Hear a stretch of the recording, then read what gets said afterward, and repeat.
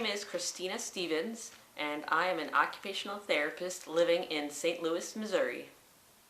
On January 17th, 2013, I was down in my garage. I was changing the brakes on my car. I had my car elevated by one jack stand. As I was pulling off the brake caliper, the car fell off the jack stand and fell directly onto my foot. It's a good thing my husband was there, because otherwise I would have been stuck there for a really long time. Next Tuesday, I will become a below-knee amputee. Now you're probably wondering why my surgeons and I decided to go with below-knee amputation for my foot injuries. Well, I will tell you.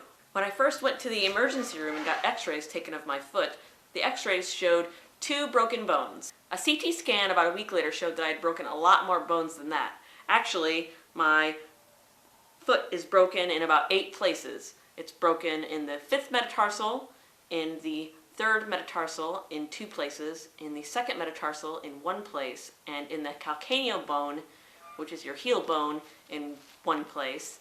And also the cuneiform bones, which are the little bones inside of your foot, kind of like the little bones in your wrist, have been separated because I tore some of the tendons in the cuneiform bones. Now this wouldn't be a huge deal. Usually the treatment for this kind of injury is to splint your foot or put you in a cast, and then later maybe do a fusion of the cuneiform bones so that that separation is no longer there. However, what happened to me was a little bit different. The problem with crush injuries, which is what my injury was, is that there's a lot of soft tissue damage to the area that's injured. Not only did I have a bunch of broken bones, but I also had damage to the vascular structures of my foot. Those are the structures that supply the blood to the rest of your foot. I also have a lot of nerve damage and a lot of muscle and tendon damage to my foot. My foot is really disgusting. I'm not going to show you any pictures in this video. My foot is basically dying. I have 2 options for my foot.